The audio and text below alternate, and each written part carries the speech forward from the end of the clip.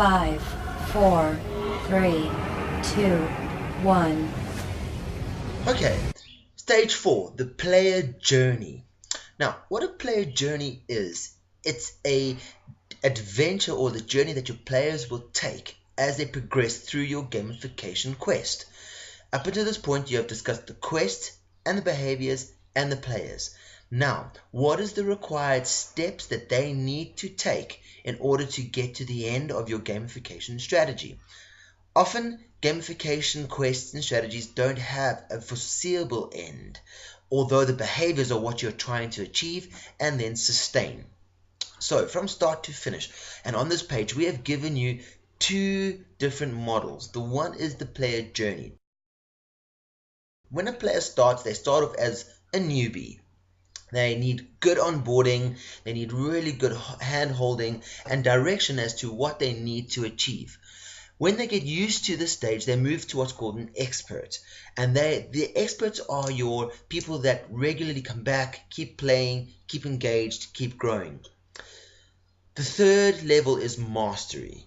And these are between 2 and 5% of your players, which means that only 2% would start talking about bringing in new players and getting excited about the product. These people need to be looked after very well.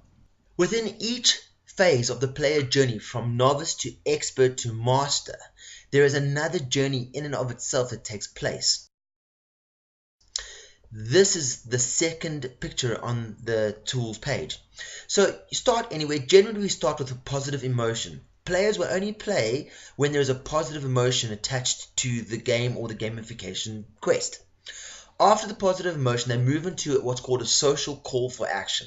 This is when they start looking around to see who else is playing, to see who else is involved. Your competitors need to compete against people. Your socializers need to chat with people. Your explorers need to get involved with extra content or extra some form of exploration opportunity. And your expressors like to start expressing themselves.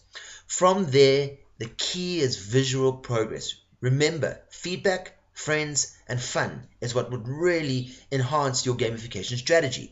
People need quick, visible progress on how they are achieving. Once that is happening, that's when you move to re-engagement.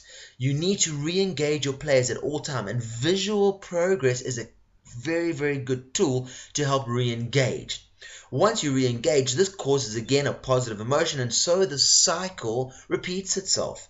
As you build your player journey at each stage, you need to take this into consideration. So, first thing to do is map your quest in terms of a process flow. Then for each step in the process, map that as a player journey. So what would be the onboarding required? What would be the expert stage required? And if people do move to mastery, what would that look like?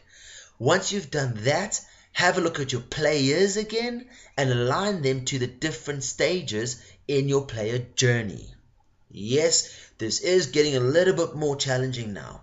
And when you get this right, week 2, we're going to bring on the fun. Alright, have fun, keep going, keep chatting.